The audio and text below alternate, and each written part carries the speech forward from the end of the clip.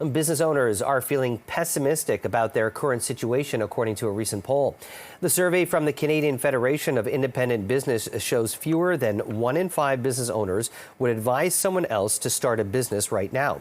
They say increasing costs, the current economic situation, and high tax burden are all hindrances.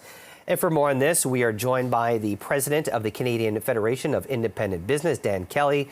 Always great to chat. Dan, you and I, we've talked a lot about this, especially throughout the pandemic, of businesses that are struggling. We're now out of the pandemic, yet it doesn't seem to appear that things are really going in the right direction. What are your top concerns right now when it comes to these small business owners? Yeah, look, there have been lots of businesses that have been hanging on by their fingernails for month after month, hoping that things are going to get better.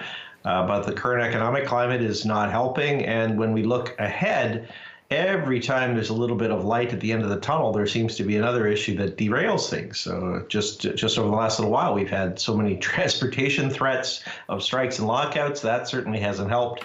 But the tax burden that faces businesses right now is incredible. Costs of absolutely everything that we're paying for as consumers is impacting all of us and taking away disposable income that we might spend at a small firm. But for the business, every line of their budget has seen massive cost increases, and that's taking its toll.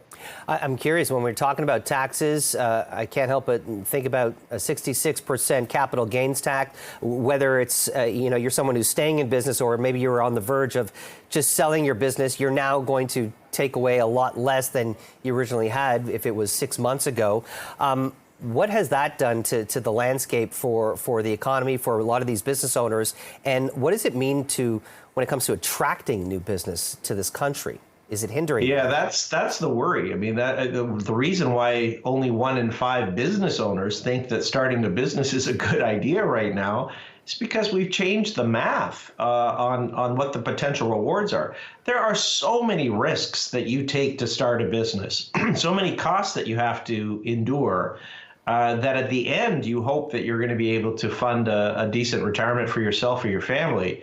And the government, of course, has said, no, we want a larger chunk of that. This is not just affecting the uber rich 1%. We're talking about Main Street businesses that are deeply affected by this capital gains change. It's changed the math for future. But even right now, there are businesses that have some form of investment money within their corporation. And now all of that is taxed at the 2/3 rate. So the capital gains tax increase certainly didn't help. And moving forward, we're about a year away from a federal election, potentially even closer if one gets called. What do you think the results of whoever leads this country next, how is that going to impact, many of the businesses that you work with? What are they looking for? Yeah. Look, there's been a whole bunch of federal policies that have gone sideways. One, I will say, one of the reasons why we're seeing so much labor disruption is that all political parties have now decided that we need to give unions even more power. They banned replacement workers at the federal level very recently.